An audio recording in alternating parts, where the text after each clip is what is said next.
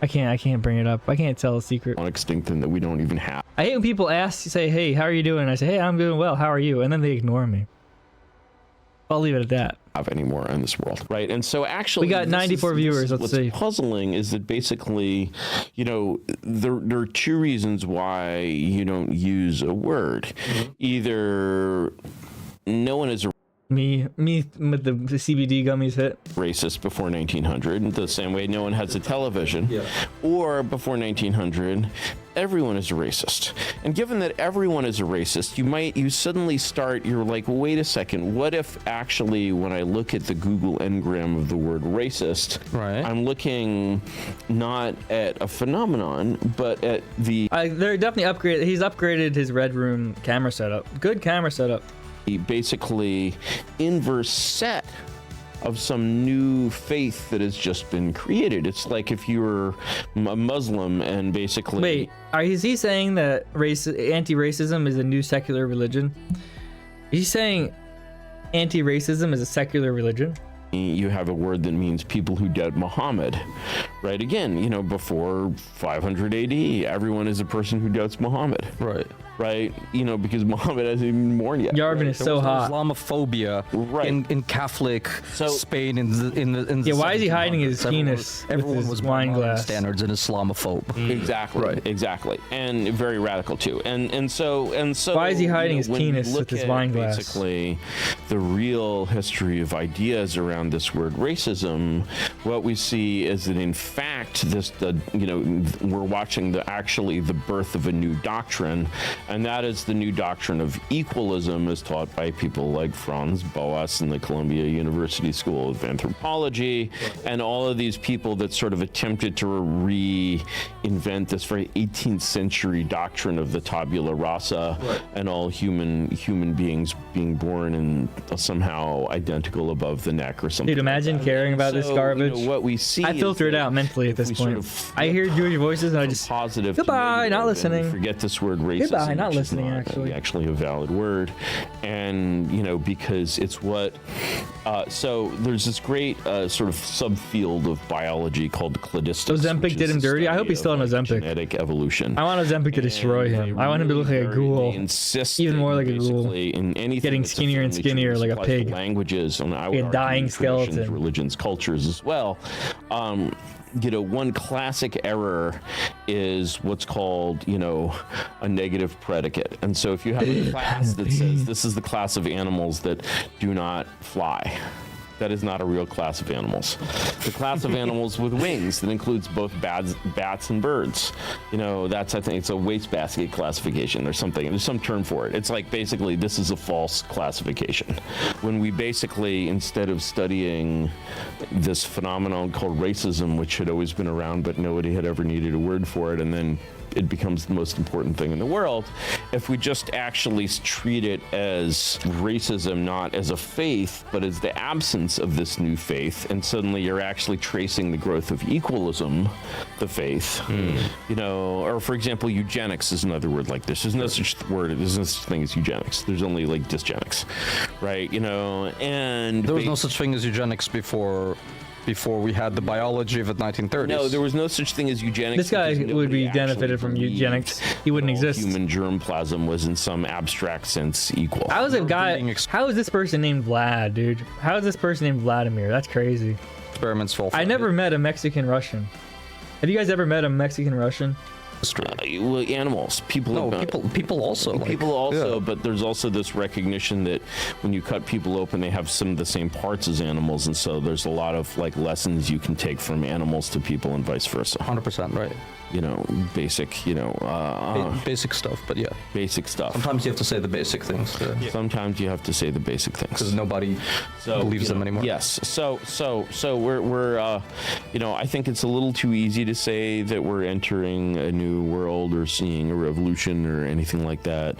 I am old enough that I remember seeing 1989 on 1988. television. I remember seeing people climbing on top of the wall, and now actually it's amazing. It's actually almost the opposite in that, in a way. It's like actually nobody cares, and there's something cool about the fact that like nobody cares, or like, you know, like you just, it's so hard to imagine.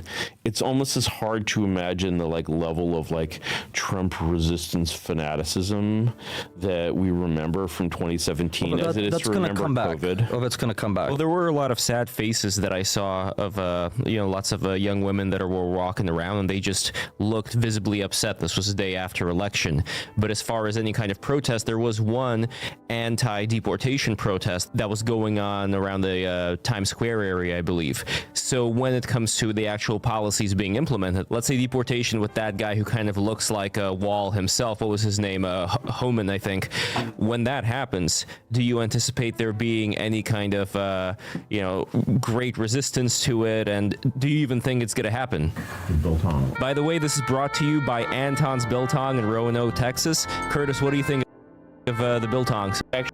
We .com, free shipping. Straight to Central Cal. So word BTR. Those are two guys, both trans women. Those are both trans 10% off. Wait, Curtis. Right. Straight out of Central Casting reminds me, he reminds me of like the gunnery sergeant from Full Metal Jacket. And I don't know if you know the story of that guy was actually the technical advisor for the film, and then they're just like, screw it, let's just cast him as the DI. And then he went on and had a career playing that role. Okay, so Tom Homan, great job, great performance. Give me more wine. Bring me more. Playing the when did people think it's normal to drink wine during a video? You know what a czar is? It's very odd, like weird, like chutzpah or chutzpah. Very odd behavior, like disrespectful freak stuff. It's side. It's like Caesar. It was the Russian term for king. Do you know what a czar is in Washington, D.C.? Oh yeah, of course I do. Because what is a czar? I'm a creature of Washington, D.C. Yeah, what's a czar? Even though I despise it, I really hope. By the way, I just hope Donald Trump burns Washington, D.C. I know. I'm just sorry. I get it. I'm sorry. What is a czar? I work. What is a czar? A czar is please stop. Unelected but appointed head of a grandiose political program. So we'll have a head of. So what is he the head of? Who reports to him? It will be an intergovernmental thing. It will be like a zomboid mission. Do they work for him in any sense? Are they his employees? No, this czar will be put in charge of an intergovernmental program. Let me translate this. Yeah. Let me translate this into English. So a czar. Yes. In the federal government. Dude, I hate these people. I hate these people so much, dude. Is someone who. It's like, bro, get a job, please. I don't exclude that this person can have an impact these people freaks on the government. However, the funniest thing is that, of course, czar.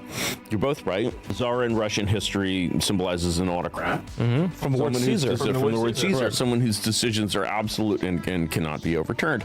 Czar in the U.S. federal government means exactly the opposite of that. It means someone who has no direct reports and only dotted lines coming out of his office. It's someone who basically has a power to do two things. One is issue a report and press conferences, and two is to he can call people. He can call people, and I believe he can call meetings. I believe he has like one of those Zoom subscriptions, so he can call meetings, right? And of the people who he's supposed to be in some abstract sense directing. People like he's got them on speed dial, right? So the speed dial, that's a real thing. That's a real thing, right? The speed dial. So he will convene possibly a meeting of people of power. That's right.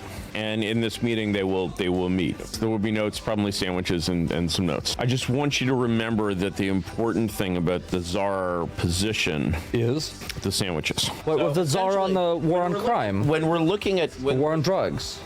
Yeah, which we won. Few of us remember the war on drugs. The idea that Americans ever even used drugs is so foreign to us, and yet we remember war was yeah, exactly right. So the drug czar, I think, was or the war on poverty, also a czar. Yeah. So these are all wars that we won, obviously. Exactly. Am I making your point? Dude, we need breeding, like selective breeding. We need some selective breeding here where none of these people are allowed to breed. America loves the form of autocracy. Right. Implied in the word czar. In any case, basically, Trump finds a dude who's old-fashioned border patrol motherfucker, like probably committed a number. A little selective breeding where none of them are allowed to breed. Except for my friend Lev, my good friend, nice, honest, good friend Lev. My nice, honest, good friend Lev. Of abuses of his authority, I'm gonna go straight out on a limb. Looks like the warden in Cool Hand Luke. You put him on TV in a cowboy hat. It's great. Dude isn't even the ICE commissioner. Okay, now he's a czar, right? And which means he actually has no power at all and can't do anything, right? And you're literally like, this guy's gonna he's gonna. Now the thing about ICE, or there's certain parts of the federal government for whom the formal purpose for which they exist and the job that they actually want to do are the same thing, and ICE is one of these things, right? And so this idea that basically in a way this area is something of an exception to the way I normally describe this problem, because like I want to get, say, NASA to be more effective at its core mission of spending $25 billion a year to build cool space shit. Like, there's no way you can say, okay, let's just unleash NASA. I don't even know what that would mean. But, unleash ICE, I think it's fairly clear what that would mean. Let loose the dogs of war. Yeah. Just like kind of a Judge Dredd, really, approach to deportation, where individual ICE agents, even when off duty, can issue deportation orders. Even in their sleep and when they're making love to their wife, they're like, wait, sorry. They comes into the room, or Sorry, sweetie, I have to just deport this immigrant before I. Oh, I support Lev going on this show. I like Lev. He's a very good person, very trustworthy, honest friend. Very nice person. Finish you off. Deport your wife, but it's like, yeah. But how would they physically be able to do it? Would they be able to go into a home and arrest poor Abuela and her grandkids, and because he wants to take all the families and bring all the families together and take them out? You cuff them all. You wait for the van. If they try to move away from each other, you have you can cuff the cuffs to each other. You know what I mean? And you don't think we'll have like some powerful fifth column from the people that are going to be resisting this? Of course there will be. No, I think they'll be deported as well. I think that especially if you relax. The thing is, here's just one thing. Some of them are American citizens. As a devil's advocate perspective, right. Okay, I think conservatives have spent a lot of time talking about Yarvin exudes power. Yarvin exudes flatulence. That makes us American. It's our shared American values, and I don't think they understand kind of some. This is transcendental Reddit implications of that perspective, right? Because really, if that's what defines an American, then basically, I think it's just obvious that anyone who doesn't share those values. Mm-hmm. You see what I'm saying, right? It's not about biology. It's not about racism. Citizen, would you deport me? Like, how do you share my values, right? Like I'm an elitist. You don't like that? Like I don't like. This is what elitists look like. Why is it that elitists are always ugly? Why is it that elitists always seem to be very ugly? I'm an elitist, but I'm actually good looking. Very odd. Very odd, but the self-proclaimed elitists are always like losers and ugly. Disorder, chaos. I love chaos. Well, in the bedroom, but not like in public. In the bedroom. In his love life, he loves chaos. But in the sheets, he wants the chaos. On the streets, no chaos for love. Dude, this is so awesome. This is so good. Upvote. Updoot. I need to updoot. Somebody says, I couldn't imagine any of these guys laying down some good.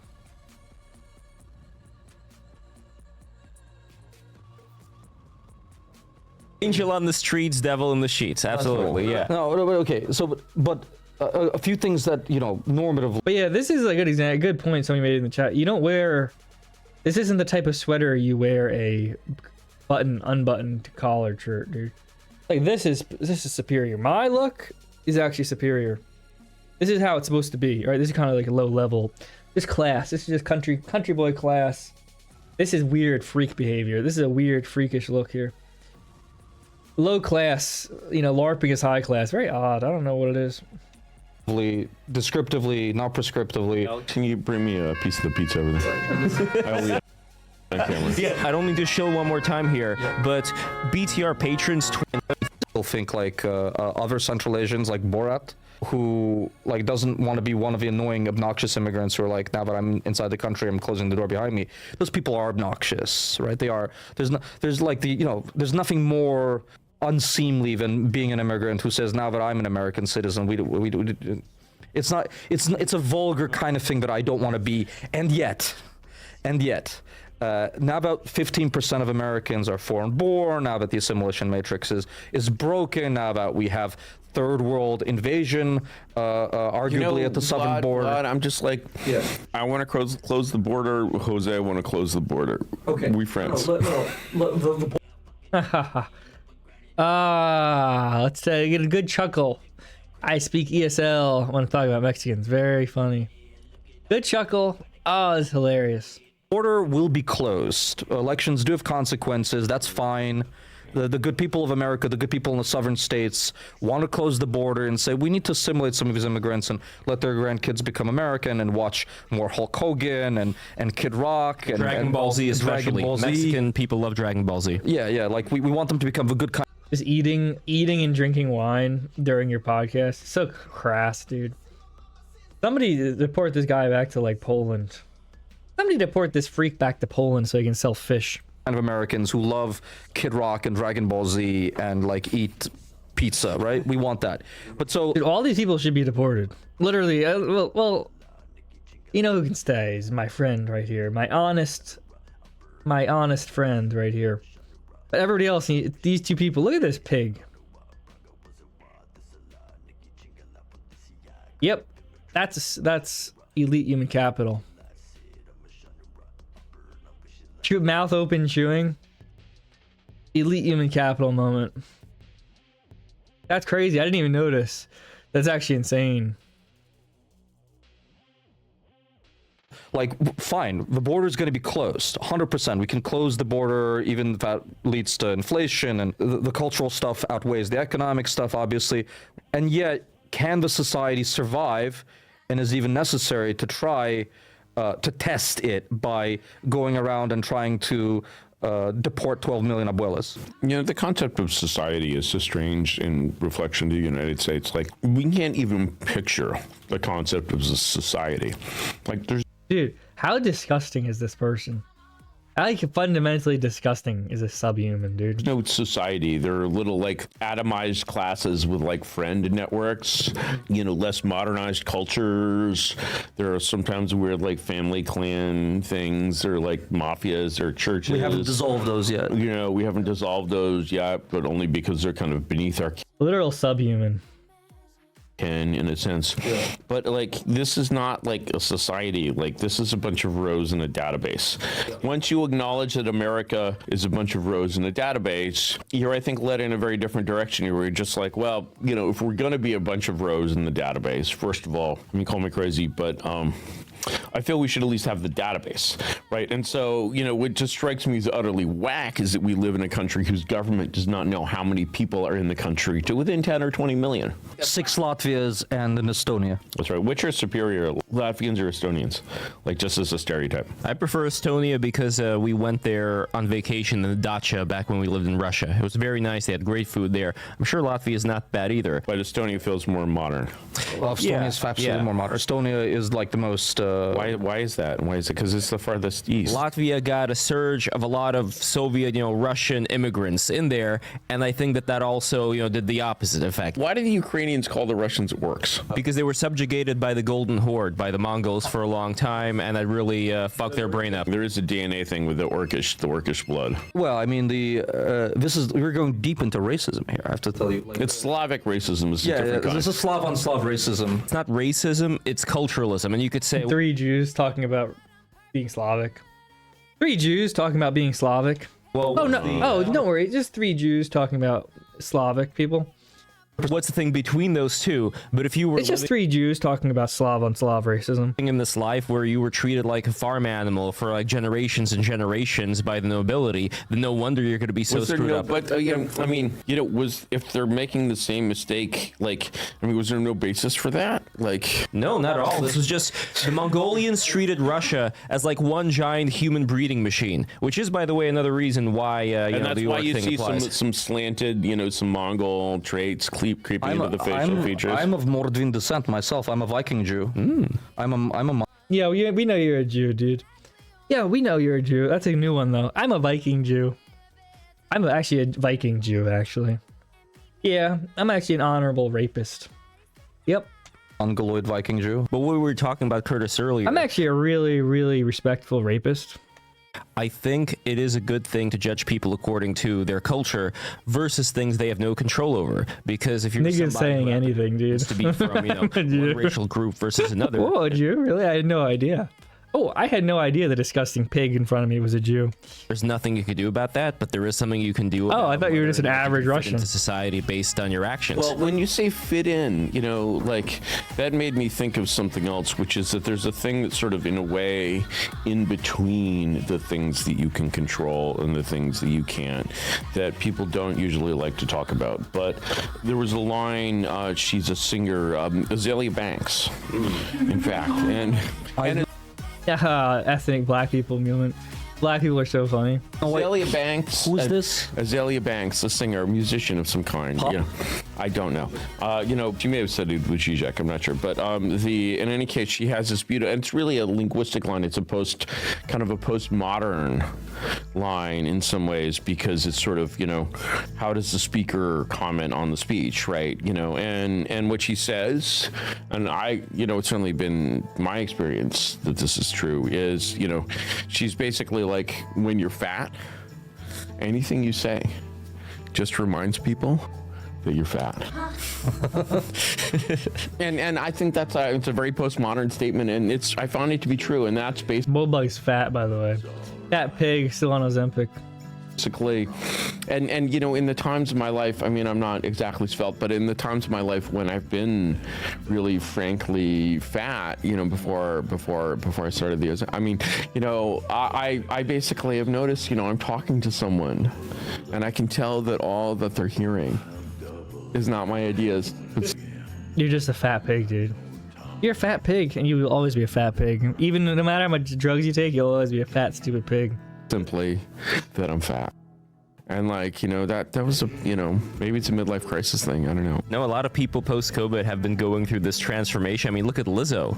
She used to be the exemplar of like fat pride, and now she's working out, and she's minding her garden, so to speak. What is she down to?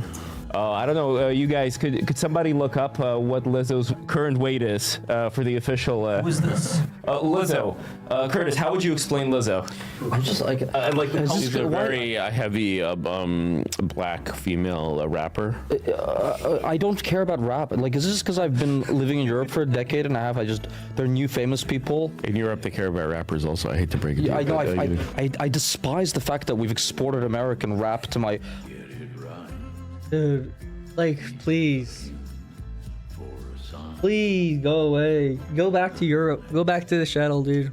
To my country of Ukraine. Go back to the peasant land, please. Please go away, dude. We have enough of you. Please go away. I know. Everywhere.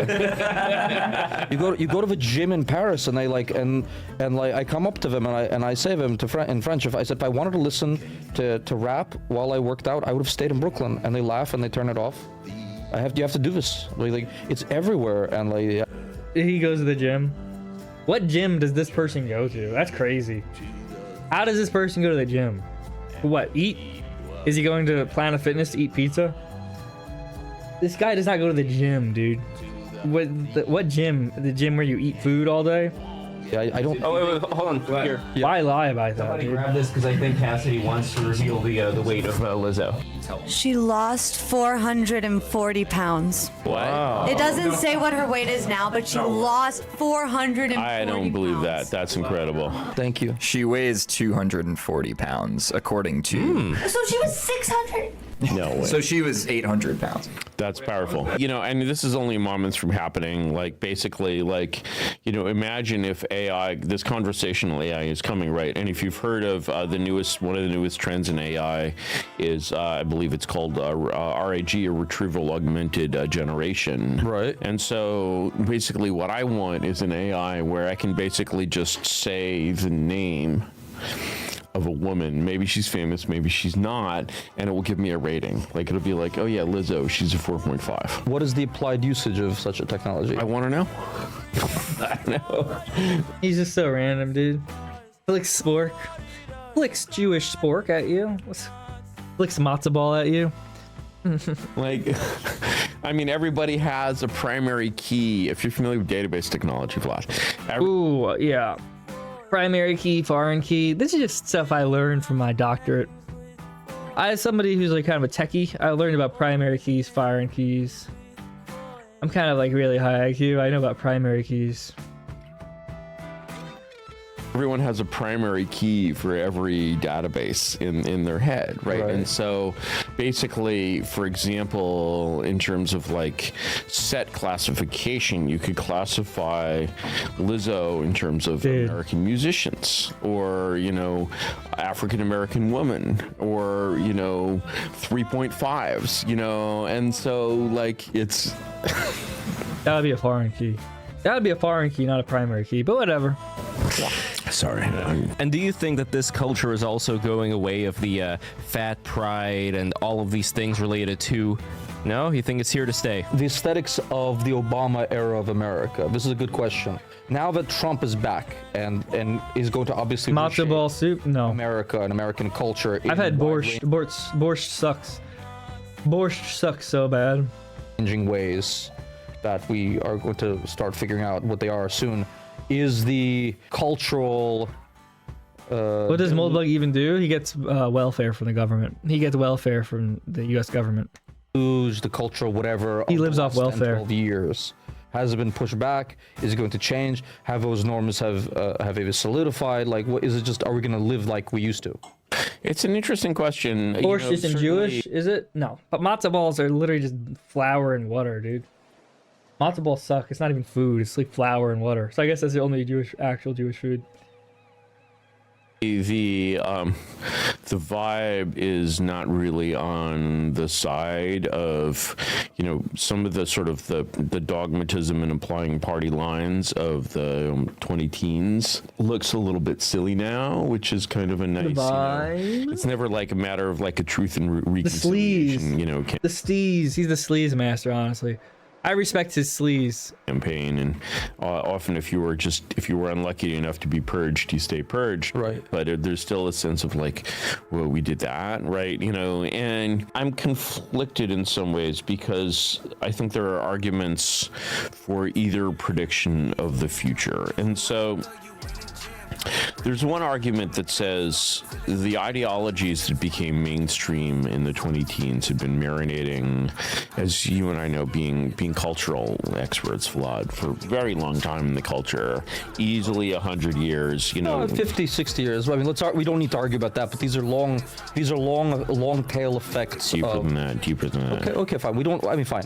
We're not doing intellectual history now, but these are long-term effects of long-term cultural. Easy to find before the war. And for those out there who want to check this statement, there's a wonderful, I found this in a review by Wyndham Lewis, a great artist and writer. Very fascist also. I'm just saying. This is from his essays called The Art of Being Ruled, which is published by, of all publishers, Black Sparrow Press, the publisher of Charles Bukowski. And no contradiction whatsoever. No contradiction whatsoever. I'm sure Bukowski admired Celine, right? You know, I'm sure, I don't know if you read Wyndham Lewis, but I think he would have liked Wyndham Lewis. Anyway. Celine sucked. I read some Celine. I tossed the book. It was so bad. Celine sucks. Literally just doomer nonsense. Just garbage, nihilist doomer nonsense. Like, it's too like gay and retarded, honestly. I literally just destroyed the book. I hated it so much. There have been a few times in my life where I've hated a book so much I've either burnt it or just defaced it and then threw it in the garbage, and that was one of them. So, but he definitely liked Celine, which you're not. Has Yarvin ever admitted he doesn't know something? No. No, he knows everything except for how to not be fat. Supposed to like Celine, you know, because So go ahead. in any case, Wyndham Lewis has this wonderful review of a book by W.E.B. Most people would say, how would you say the name of W.E.B.? Griffith. No.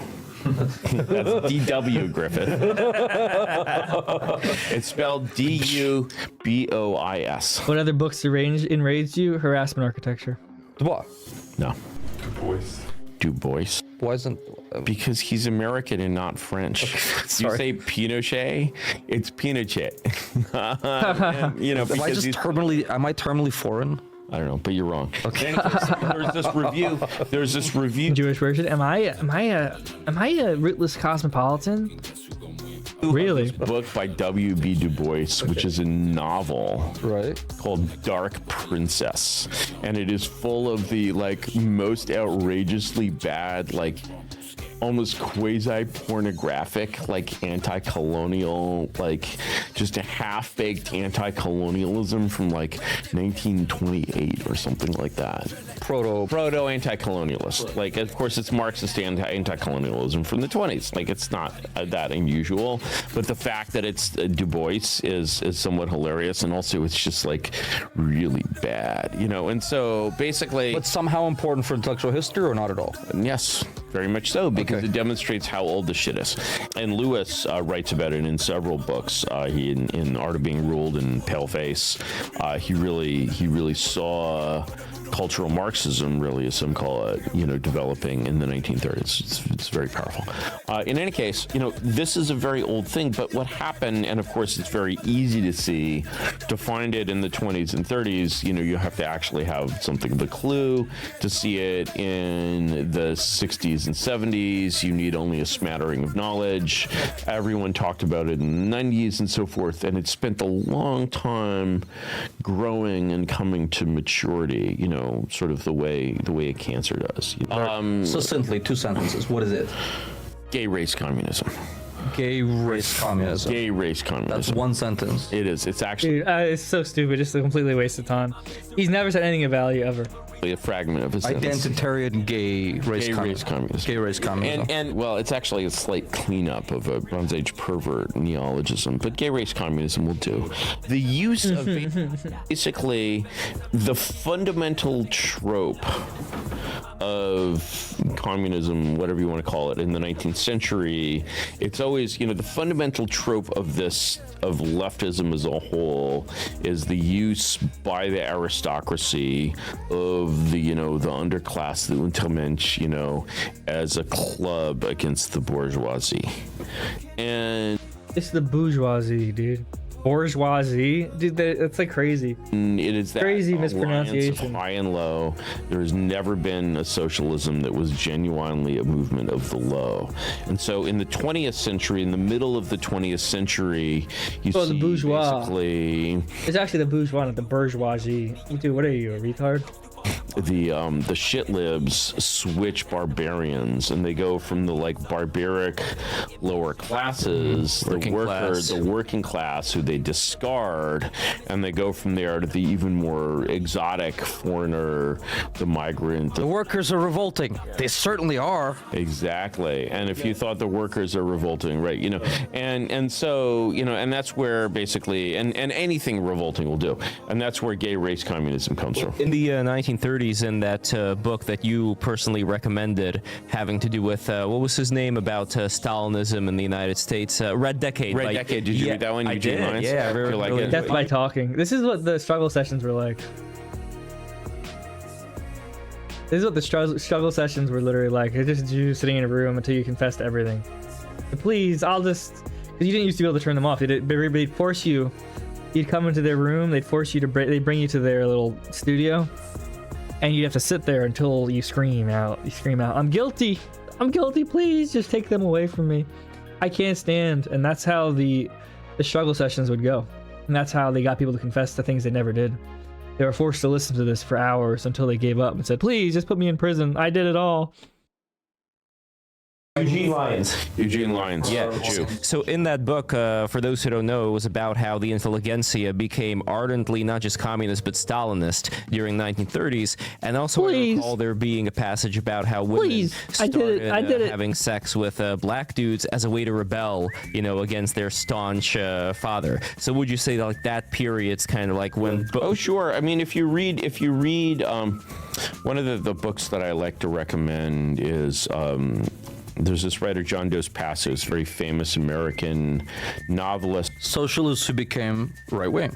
That's right. He dropped out of the party, and after he left the program, after he went to Spain with Hemingway, and he was like, and Hemingway was like, "This is fucking cool," and Dos Passos was like, "No, actually, I don't really see it as cool, right?" And so he broke with the party, and the books he published after that were barely published. Like if you buy the Washington trilogy, which he wrote after that, after his famous. I'm smart. You can tell I'm smart because I have a book where I write down things. I have a little book where I write down little notes, and it's a color-coded book, and I write down notes in it. I'm pretty smart. I like to write down notes in a book like a girl. You buy them to this day from Amazon. Okay, this was like 15 years ago. Yeah. You get pirated OCR editions. Why? Okay, because he got completely unpublished. He got canceled. Yeah. The cancellation of his time. Yeah. You were like a proper socialist, and you're like, no, actually, I'm an American hick. Actually, I love hickism. Canceled. And so he wrote these 3 tremendous books about basically the American political scene.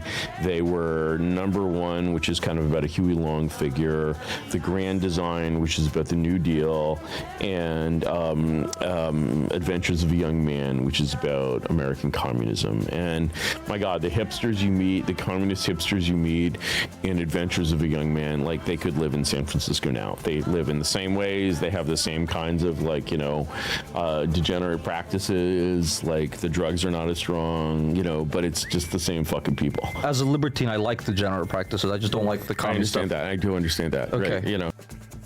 Dude, they're so gross. All right, fine. I'm just saying. I think we've, I understand your perspective. There's a cost, there's a benefit. You respect my We perspective. have both paid the cost, right? We We have absolutely both paid the cost, right? No, but- Gay race communism. Okay. Yeah. Gay race communism has been a thing in America For 120 years. 120 But the years. thing is, it had never quite really burst the bounds of the elite and become mandatory for second graders in the Des Moines school district. And not only mandatory for the second graders, but mandatory for the principals, mandatory for the teachers. It had not basically, nobody in the 20s would have believed that you could make gay race communism go that mainstream, but you could, right? But the problem is that once gay race communism goes mainstream, Dude, so sad. So sad. energy as a signifier Bro, of don't you have kids to take care of? Don't you have grandkids to walk around outside? You're not that cool. Don't you have grandkids to walk around outside, let them use the bathroom outside, clean up after them in the garbage? But we, believe in gay race communism. The only thing that's left that has anything like that kind Yeah, this is like Bill Maher. Bill Maher for millennials. is trans. Right. And that's because it's so hard. Because it's just so... Because it's so insane and so weird and so Yeah. counter to everything that a common sense person from any society would think. Like the normalizing the most radical version of trans psychosis. And has to be the most radical version for all I sorts think of you see the priests of Kybele, in the Roman Empire who Yes. castrated themselves. There's precedents, 100%, mainly in the Roman Empire, to be honest. But There were precedents also in the early Soviet. So again, we agree on what happened. We agree more or less on the timeline. Let's say 2009, 2010, Obama plus the new technologies plus the collapse of the. Well, it was just like punk going mainstream. After punk goes mainstream, in a way, there can be no more punk. Right. And basically, the fact that it was going mainstream and the fact that these extremely dire ideologies became essentially mandatory among all civilized, cultured peoples to the point where basically if you even basically agreed with the things that Barack Obama went around saying on the 2008 campaign trail, the only job you could keep 12 years later with those ideas would be a job as a manual laborer, and even then, that might not be so secure, right? And so it's really Not that there's anything wrong with manual labor. no, or with men manually marrying other men, who may of course be laborers, right? Not to belabor the point. Not to belabor the point, but we're not getting into the rough trade here, not necessarily. But the speed of that, it's like when I read 1984, the book, as a kid, there's just certain things in it that's just like, you're just, come on, like, we've always been at war with East Asia, like, come on, you can't actually do that, right? And then I saw things like, the thing that really sticks to mind is like the COVID flip, where we were supposed to not be afraid of COVID, and then we were supposed to be afraid of COVID within like the course of like his wife died because he made her get vaccinated. Bro murdered his wife with the COVID vaccine, and now he's pretending he's super smart. He wrote an entire Substack about how China's lockdown was great and we need to lock down the country and everybody needs to get vaccinated. Get vaccinated. His wife's dead now because he murdered his wife. week, and people just like his kid's mom is dead because he murdered her.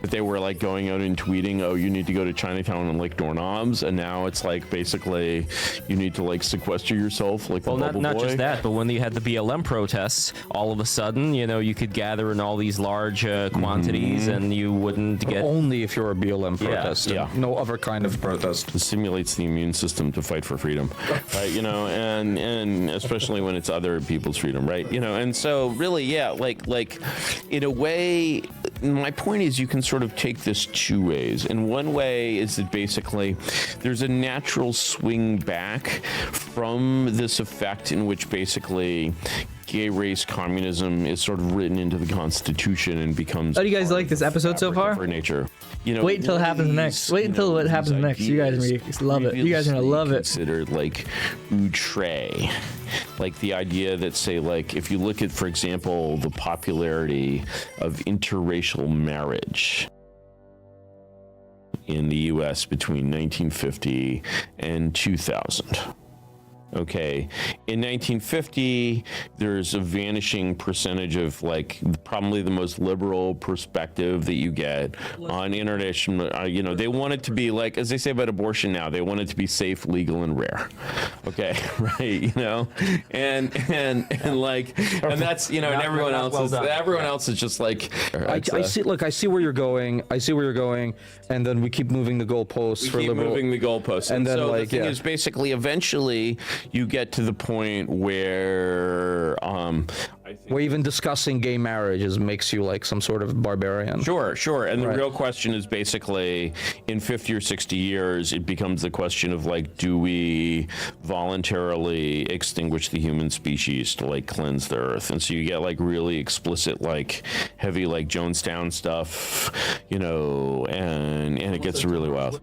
Do you think the patterns of the last 8 years will be drawn down just a little bit in the coming 4 years? What do you mean by drawing down? not fashionable anymore? Would that be a good way of putting it? Yeah, it's like you sense, you know, you can't imagine doing George Floyd again. You can't imagine George Floyd 2.0. It's just really hard to sell. It really got. Dude, it's so bad. Worked very hard. And Niggas be drunk. Very, very tired. Members of the old regime are presented with a choice. Pry the doll had sex on camera with Moldbug here? What if Pry the doll burst around in the corner, and then Peter Thiel too? And then Peter Thiel and Pry the doll had sex with Moldbug on screen. Are we going to get red pilled? Elite human capital style, dude. Pilled? Are we going to get blue and yellow pilled? He's presenting me with this moment where the old regime is about to leave, and in 2 months we will have a radical new regime. I think you're being very optimistic about the blob, you know, being dissolved. Or about my own career prospects. Well, you know, like it gets harder, but you know, you always, you know, it's like you don't surf. Is it better for me to jump surf. ship? You don't surf. I don't. I'm a Jew from Central Asia. We don't surf. So the thing is, when you're surfing, I'm not a good surfer. I'm a terrible surfer. But the thing is, when you're surfing, when you're surfing, you're waiting. Right. There's a lot of waiting for waves, and often you'll see a swell coming. You're like, this is the one, and then it like turns out to be like bullshit, and you're just like waiting, and it doesn't even break, right? You know, and then you're just like the waves have gone down, and then the classic surfing moment, and then I'm waiting for you see a line on the horizon, and you're like, is that a cloud? And then you're just like, oh shit, I need to paddle out, and it turns out that you're actually not out far enough nearly at all, and so rather than catching this huge set that rolls in, it just like totally like smashes you, right? You know, and it's like basically, and the experience of being a sort of somewhat, when this happens, I don't think it's happening yet. I really don't. Okay. I really don't. So you really don't think they don't have the, you know, it's like when you join traditionally in Japan, when you joined a Zen monastery, the way in which you would do. Dude.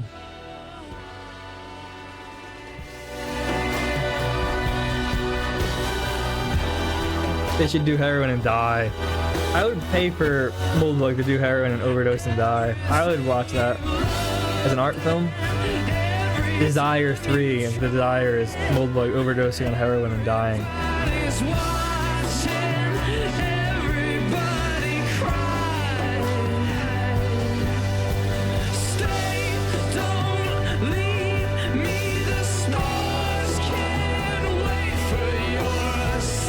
Why is bro looking at us like that?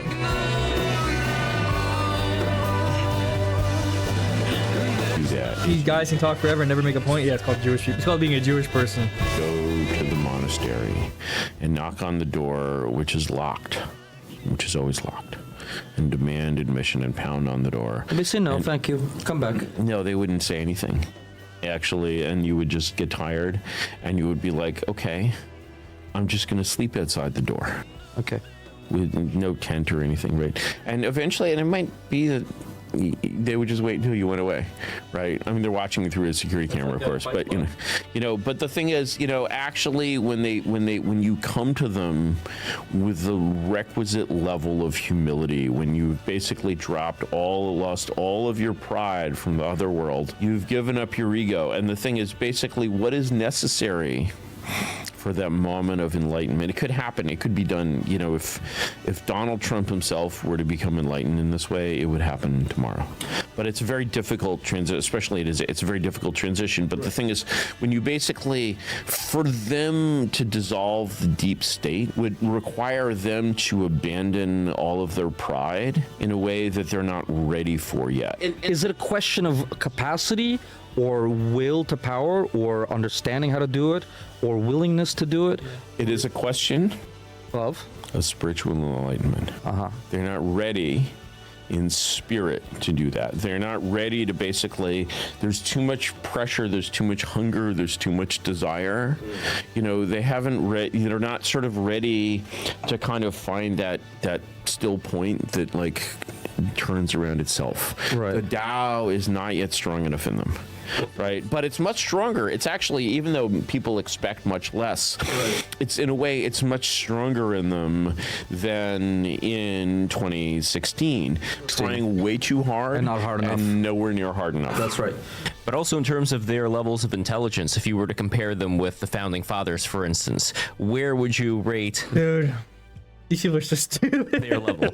Oh, it's Elon all Musk so is, stupid. of course, very sure, totally fine. But the thing is, Elon Musk is stupid. Okay, I'm sorry, understand. Elon Musk is a midwit retard. Okay. That one of the things about the founders' generation, all of these people are deeply educated in like the classical world. Like Elon Musk basically is a product of modern education. He doesn't know anything about the world except the world he's seen with his own eyes. And so, he basically... He's not read as Seneca. He's not read as Seneca. No. Not even Mark Zuckerberg, who idolizes repeatedly Augustus, is read as... Maybe Baron Trump is going to be... How do you actually sit and watch this? There's 154 people plus us watching, dude. Nobody watches this. into being like this philosopher king, because it seems like, at least online, a lot of people. You know, I was thinking about Barron Trump the other day, and you know, he's a blank slate on which you can project anything because he's just a random royal, basically. But like, I want to see him as like the Fade Routha of the Trump administration, right? Just really like. And he's going to NYU. Why would you send that kid to NYU? What kind of education do you think he's going to get at NYU? He's got to be immersed in liberal America. He's got to, like, you know, just as like Gaddafi immersed his son in, like, you know, Oxford. He'll take exactly the same refuge thing. in Dime Square. And, yeah, no, he needs to come to Dimes. He needs to come to Sob House. He needs to like plow like a wide swath through the art hose, right? You know, The art hose. Imagine your dad saying art hose. Imagine how hilarious it would be if it was your grandpa or your father saying art hose. basically, like if you're an art ho and you don't. Imagine how hilarious it would be if your dad said art hose to strangers on TV. You know, have Barron Trump in 4 years. If you're an art ho and if you don't have Barron Trump on your resume, what are you doing? You know, Yeah. Dude, they're literally just annoying gypsies. and I'd say maybe hit the wall, right? That's like, you know, I mean, but the thing is, yeah, right. Should be a thing, obviously, right? You know, he's got to like wallow in the modern world to come out as it's like a Henry V thing, right? Siddhartha. I mean, Siddhartha goes Henry off. V. There's a hero's journey here. He'll be one-shotted on ayahuasca. He'll come back Did I hear what I just heard? from that. All right, hero's journey here. He'll be one-shotted on ayahuasca. Vindicated? Have I been vindicated or what? Have I been vindicated or what? Did I win? I won again. He'll come back from that. All right, our first question is Barron Trump, would or wouldn't? That's a man, by the way. Just normal questions. What? Dude, really? But Right. well, Why? well, he, Honestly, the most surprising thing is that this woman is not a dumb blonde. Because Jews love dumb blondes. Honestly, the only surprising thing in this whole episode is that this is a Jewish woman, and this isn't a blonde woman. This isn't a blonde Gentile woman that they want to have sex with. he's too young. That's surprising. 3 years. Very surprising it's not a blonde woman. No, just like I don't like when men are younger than me. That's the lady in that's SBF's crush. In 4 years. But still, like, we'll both progress, so he'll never be older than me. Okay, what if like when he's like 27 and you're like 29? How old is he? I'm not gonna make aspersions about your age because I'm a gentleman, but okay, when he's a little older. Like, he's like attractive and probably cool. If you're watching this, Barron, should he shave his junk? I think he's probably not. Dude. These Jews are so gross, dude. Look at his smile, his rat smile, dude. Should he shave his junk? Dude, what is wrong with this person? If you're watching this, Barron, should he shave his junk? I think he's probably an autist.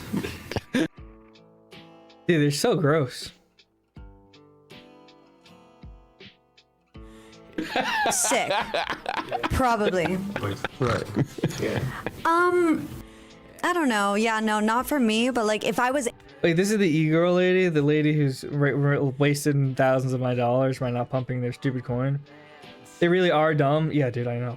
18 They're all right stupid now, idiots. Duh. Duh. Yeah. Yeah. Yeah. Duh.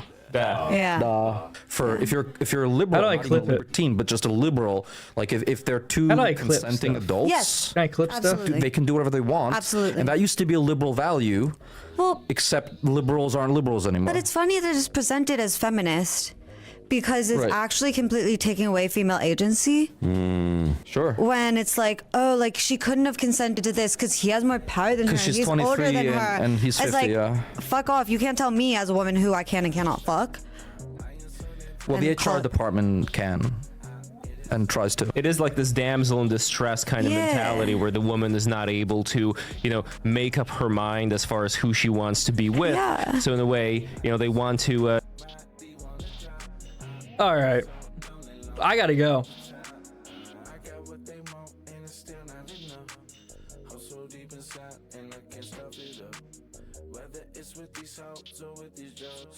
I gotta go work out because it sucks. Okay. Anyway, have a good night.